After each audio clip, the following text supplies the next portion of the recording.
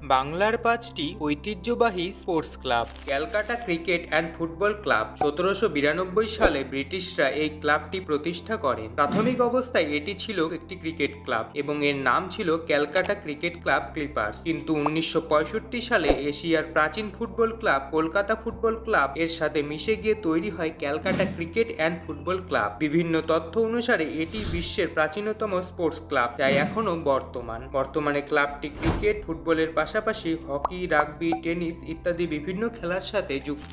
ভারতে পোলো খেলা খুব একটা জনপ্রিয় না হলেও এই খেলার জন্ম কিন্তু হয়েছিল ভারতেই। বর্তমান বিশ্বের পোলো ক্লাবগুলির মধ্যে সবচেয়ে প্রাচীনতম ক্লাবটি হল পশ্চিমবঙ্গে অবস্থিত ক্যালকাটা পোলো ক্লাব। ১৮৬২ সালে দুজন ব্রিটিশ সেনা আধিকারিক এই ক্লাবটি প্রতিষ্ঠা করেন। ক্লাবটি বিশ্বের প্রাচীনতম পোলো টুর্নামেন্ট এজরা কাপ চালু করেছিল। তৎকালীন সময়ের বিভিন্ন রাজ্যের রাজা, রানী ও বিশিষ্ট ব্যক্তিরা এই প্রতিযোগিতার সাথে যুক্ত ছিলেন।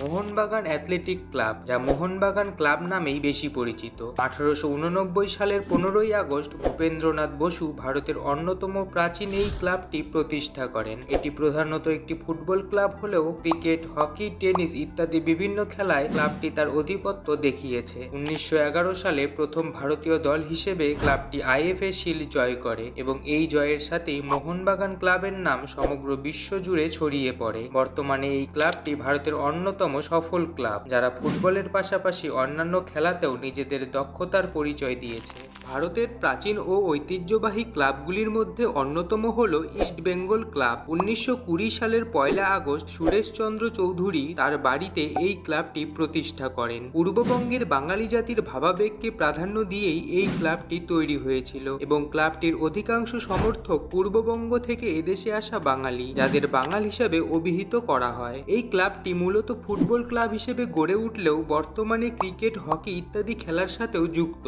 এই ক্লাবটি ভারতের অন্যতম সফল ফুটবল ক্লাব। ১৯৪৩ সালে ইস্ট বেঙ্গল আইএফএ শিল্ড জেতার পর এই ক্লাবের স্বর্ণযুগের সূচনা হয় এবং তারপর I league, super cup, Durand কাপের মতো একাধিক ভারতীয় ফুটবল প্রতিযোগিতায় বিজয়ী হয়।